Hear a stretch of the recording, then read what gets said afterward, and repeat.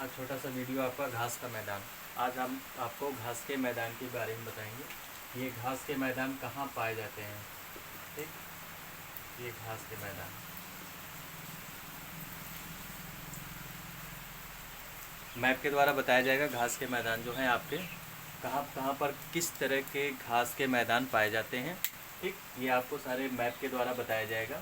सबसे पहले हम देखेंगे कि ये जो आपका वर्ल्ड का नक्शा बना हुआ है, यानी वर्ल्ड का मैप जो बना हुआ है, इसमें आपको घास के मैदान कहाँ कहाँ से। इससे पहले आपको जैव विविधता वाले चैप्टर में आपको बताया गया था, जैव विविधता वाले चैप्टर में, कि आपका जो ये बीच वाला जो होता है, ये लाइन जो 0 डिग्री सेल्सियस 0 डिग्री पर दिखाया गया है, तो 0 डिग्री पर जो दिखाया गया है वो आपका होता है विषुवत रेखा, यानी भूमध्य रेखा होता है।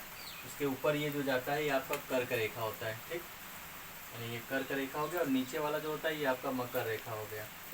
ये ठीक, कर्क रेखा और मकर रेखा के बीच में ये जो होता है विषुवत रेखा, इसी को हम कहते हैं भूमध्य रेखा। तो विषुवत रेखा पर हम जानते हैं कि दिन और रात जो होते हैं वो समान होते हैं। ठीक, क्लियर हुआ। यानी विषुवत रेखा पर, यानी ये जो बीच वाला जो होता है आपका 0 डिग्री पर, तो वहाँ पर आपका दिन और रात समान होता है। जैसे जैसे हम मकर रेखा से कर्क रेखा की ओर बढ़ते हैं, मकर रेखा से कर्क रेखा की ओर बढ़ेंगे, वैसे वैसे क्या होती है, भारत में गर्मी पड़ने लगती है। देखते हैं कि जून के मौसम में ज़्यादातर गर्मी पड़ने लगती है। यानी मकर रेखा से कर्क रेखा की ओर जब जाते हैं तो वहाँ पर गर्मी की मात्रा सबसे ज़्यादा होती है, यानी जून के महीने में गर्मी अधिक पड़ने लगती है। और फिर जब वापस आते हैं, यानी कर्क रेखा से फिर जैसे जैसे मकर रेखा पर हम वापस आएंगे तो ठंडी ज़्यादा पड़ने लगती है। यानी दिसंबर के महीने में क्या होती है, ठंडी सबसे ज़्यादा पड़ने लगती है। तो कर्क रेखा और ये मकर रेखा, यानी ये कर्क रेखा और मकर रेखा के बीच में जो है आपका विषुवत, इसे हम कहते हैं उष्ण कटिबंधीय। ठीक, यानी ये आपका क्या होता है, उष्ण कटिबंधीय क्षेत्रफल। क्यों होता है उष्ण कटिबंधीय क्षेत्र? जैव विविधता वाले चैप्टर में आपको बताया गया था, जैव विविधता में, कि जब सूर्य की प्रकाश की किरणें क्या होती है, एकदम सीधे पड़ती हैं ऐसे।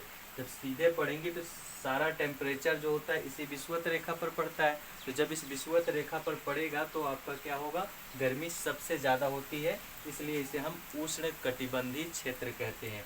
ठीक, तो उष्ण कटिबंधीय क्षेत्र हो गया ये पूरा। और उष्ण कटिबंधीय क्षेत्र में सवाना घास के मैदान पाए जाते हैं। तो सब सवाना घास के मैदान होते हैं। ठीक, लेकिन अब ये पूरा होता है, जितना उष्ण कटिबंधीय क्षेत्र होता है सब में सवाना घास के मैदान पाए जाते हैं। होता सबको सवाना कहते हैं, लेकिन जैसे जैसे वह एरिया में डिवाइड हो गया, तो एरिया में डिवाइड होने के पश्चात क्या किया गया कि सब लोगों ने उसका अलग अलग अपने क्षेत्र के हिसाब से अलग अलग नाम उसका रख दिया। और जैसे ही मतलब इस क्षेत्र को पार करके ऊपर जाते हैं, यानी कर्क रेखा से जब ऊपर जाते हैं तो उधर क्या होता है, टेम्परेचर लो होता चला जाता है। नीचे भी आएंगे तो टेम्परेचर लो होता चला जाएगा। तो जैसे जैसे ऊपर जाएंगे तो टेम्परेचर क्या होता है, लो होता है, यानी ठंडी धीरे धीरे बढ़ने लगती है, क्योंकि सूर्य की किरणें वहाँ पर तिरछी पड़ने लगती हैं।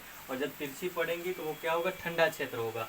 तो कर्क रेखा के ऊपर जितने भी क्षेत्र हैं वहाँ पर गेहूं की खेती बहुत ही बेहतरीन होती है। ठीक, यानी वहाँ पर फसल जो होता है वो गेहूं का सबसे ज़्यादा उत्पादन किया जाता है। और ये देखिए जो आपके टुंड्रा प्रदेश दिखाए गए हैं, यहाँ पर ये टुंड्रा वनस्पतियाँ उगती हैं, और यहाँ पर भी आपका ये पूरा टुंड्रा वनस्पति होगा। और यहाँ से लेके किनारे किनारे जितना है ये सब आपका टुंड्रा वनस्पति होगा। टुंड्रा में क्या होती है, सबसे ज़्यादा ठंड पड़ती है, और जब सबसे ज़्यादा ठंड होगी वहाँ वनस्पतियों की मात्रा सबसे ज़्यादा पाई जाती है। तो खूब बड़े बड़े हरे भरे एकदम पेड़ पौधे तैयार हो जाते हैं। तो वहाँ पर वो टुंड्रा प्रदेश होता है या टुंड्रा वनस्पति पाई जाती है। ठीक, अब हम पढ़ते हैं कि यहाँ पर जहाँ जहाँ ये पूरा बोला गया कि आपका सवाना घास का मैदान है, तो सवाना घास का मैदान कहाँ पर होगा, उष्ण कटिबंधीय क्षेत्र में पाया जाता है। यहाँ पर देखिए हमने दिखाया भी है। सबसे पहले स्टार्ट करते हैं कि जो उष्ण कटिबंधीय, केवल अभी इसी की बात करेंगे कि उष्ण कटिबंधीय क्षेत्र में किस तरह के घास के मैदान होते हैं। सब सवाना है, फिर एक बार रिपीट हो रहा है कि सवाना घास के ही मैदान होते हैं, लेकिन जब अलग अलग एरिया में पाए जाएंगे, कंट्री में पाए जाते हैं, तो उनका नाम चेंज कर दिया गया। अब जैसे हम यहाँ पर आते हैं तो ये देखिए आपका ये दक्षिण अमेरिका होता है। ठीक, ये आपका दक्षिण अमेरिका होता है। तो दक्षिण अमेरिका में क्या होता है कि सेलवास घास के मैदान पाए जाते हैं। दक्षिण अमेरिका में ये सेलवास घास के मैदान पाए, ये आपका दक्षिण अमेरिका हो गया पूरा। ठीक, तो दक्षिण अमेरिका में क्या होता है, सेलवास घास के मैदान पाए जाते हैं। तो ये आपका उष्ण कटिबंधीय क्षेत्र में आ गया। फिर यहाँ पर लानोज पाया जाता है, ठीक। तो लानोज घास का मैदान है, ये कहाँ वेनेजुएला में है, और वेनेजुएला आपका कहाँ है, दक्षिण अमेरिका में है। ठीक। तो ये आपका पूरा दक्षिण अमेरिका है। इसे दक्षिण अमेरिका में देखिए, यहाँ तक पूरा ये दक्षिण अमेरिका हो गया। तो दक्षिण अमेरिका में आपका पहला क्या पाया गया, लानोज। लानोज घास के मैदान कहाँ पाए जाते हैं, वेनेजुएला में।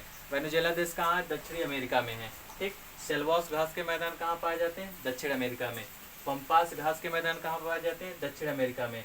पंपास कहाँ पर है, दक्षिण अमेरिका में किस जगह है, अर्जेंटीना में है। ठीक।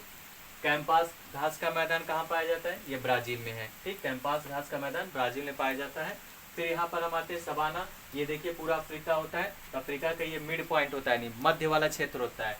तो मध्य वाले क्षेत्र में या मध्य पूर्वी अफ्रीका में ये पूरा मिड वाला इसका भाग हो गया, पूरा हो गया। ठीक। तो ये मध्य पूर्वी भाग में सवाना घास के मैदान पाए जाते हैं, मध्य पूर्वी अफ्रीका में।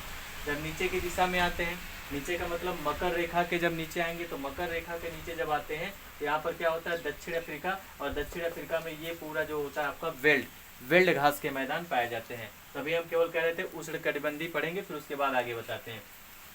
तो उष्णकटिबंधीय क्षेत्र में कौन कौन से घास के मैदान, लानोज, सेल्वास, कैंपास, सवाना। ठीक।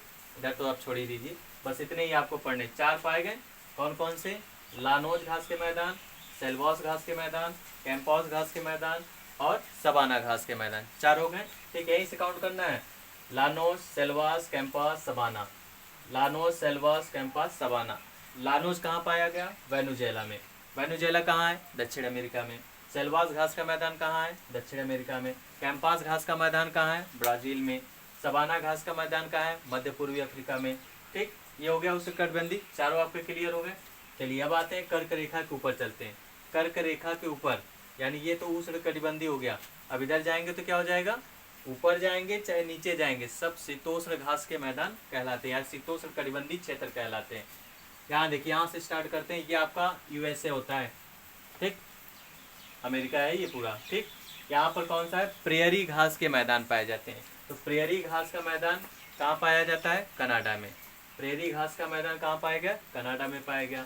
फिर यहाँ आते हैं, देखिए ये पूरा आपका यूरोप होता है और ये एशिया होता है।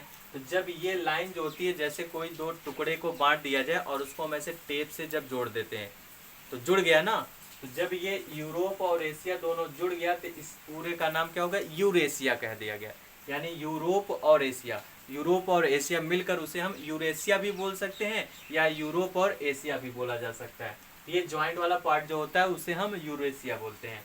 तो पुस्टाज घास का मैदान कहाँ पाया जाता है, यूरोप में पाया जाता है। स्टेपिज घास का मैदान कहाँ पाया गया, यूरेशिया में पाया गया। देखिए यहाँ साइड में आपका ये चीन। ठीक। तो इस चीन में क्या, मंचूरिया नामक घास का मैदान पाया जाता है। कौन सा, मंचूरिया घास का मैदान कहाँ पाया गया, चीन में पाया गया। ठीक। नीचे अब आते हैं, यहाँ पर भी आपका शीतोष्ण घास का मैदान यानी शीतोष्ण कटिबंधीय क्षेत्र होता है। तो ये शीतोष्ण वाले में देखिए यहाँ पर दक्षिण अमेरिका में क्या हुआ, पंपास नामक घास का मैदान पाया जाता है। कहाँ है ये, अर्जेंटीना में है।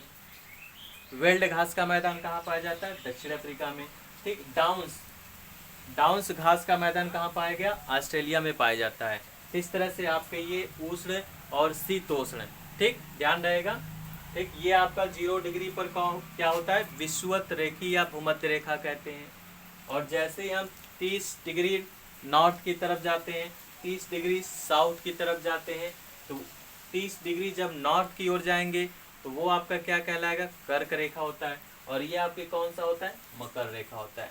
तो कर्क रेखा और मकर रेखा के बीच के क्षेत्र को हम क्या कहते हैं, उष्ण कटिबंधीय क्षेत्र कहते हैं, क्योंकि यहाँ पर सूर्य की किरणें सीधी पड़ती हैं। और जैसे जैसे ऊपर हम जाते हैं, कर्क रेखा से ऊपर जाते हैं, तो सूर्य की किरणें ऐसे तिरछी पड़नी चालू हो जाती हैं। तो एकदम लास्ट में जब तिरछी किरण वहाँ सूर्य की किरणें पहुँच ही नहीं पाती हैं, तो न पहुँचने के कारण वह क्षेत्र आपका ठंडा हो जाता है, ठंडा प्रदेश कहलाता है। ठीक। और जैसे 30 डिग्री इधर जाते हैं, मकर रेखा की साइड में जाते हैं, तो वहाँ पर भी सूर्य की किरणें तिरछी ही पड़ती हैं, कुछ किरणें वहाँ पहुँच नहीं पाती हैं, इसलिए वहाँ पर क्या होता है, वहाँ पर भी आपका शीतोष्ण कटिबंधीय क्षेत्र कहलाता है। तो क्वेश्चन आपका यहाँ से देखिए किस तरह से हम पुटअप करेंगे कि उष्ण कटिबंधीय क्षेत्र में पाए जाने वाला घास के मैदान कौन कौन से हैं। तो उष्ण कटिबंधीय में लानोज, कैंपस, सेल्वोस, सवाना, चार्ट हुआ। कौन कौन सा, लानोज, कैंपस, सेल्वस और सवाना। लानोज घास का मैदान कहाँ पाया गया? वेनेजुएला में। सेल्वास घास का मैदान कहाँ गया? दक्षिण अमेरिका में। कैंपास कहाँ पाया गया? ब्राजील में। सवाना कहाँ पाया गया? मध्य पूर्वी अफ्रीका में। क्लियर हुआ? उस गठबंधी में कौन कौन से? चार। कौन कौन से चार है फिर से काउंट करेंगे? लानोज, सेल्वास और कैंपास और सवाना। ठीक, अब चलते हैं ये शीतोष्ण वाले में। शीतोष्ण घास के मैदान में कौन कौन से पाए जाएंगे? प्रेरी घास का मैदान कहाँ पाया गया? यूएसए, कनाडा में पाया जाता है। पुष्टाज घास के मैदान कहाँ पाए गए? यूरोप में पाए गए। स्टेपीज घास के मैदान कहाँ पाए जाते हैं? यूरेशिया में पाए जाते हैं। मंचूरिया घास का मैदान कहाँ पाया गया? चीन में पाया गया। नीचे आते हैं शीतोष्ण कटिबंधी में। पंपास घास का मैदान कहाँ पाया जाएगा? अर्जेंटीना में, जिसे हम दक्षिण अमेरिका कहते हैं। ठीक, वेल्ड घास का मैदान कहाँ पाया जाएगा? दक्षिण अफ्रीका में। ठीक, यह डाउन्स घास का मैदान कहाँ पाया जाएगा? ऑस्ट्रेलिया में। क्लियर हो गया? ये आपके शीतोष्ण हो गए और ये आपके क्या हो गए?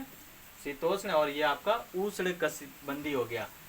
जैसे जैसे हम मकर रेखा से कर्क रेखा की ओर बढ़ते हैं तो मकर रेखा से कर्क रेखा की ओर चलते हैं तो वहां पर क्या होता है? गर्मी बढ़ती चली जाती है और भारत में जून में सबसे ज्यादा गर्मी पड़ती है। और जैसे कर्क रेखा से नीचे मकर रेखा की तरफ आते हैं तो वहां पर क्या होता है? ठंडी बढ़ती चली जाती है भारत में। तो दिसंबर के महीने में सबसे ज्यादा ठंडी पड़ती थी। तो ये था आपका छोटा सा घास के मैदान का चैप्टर।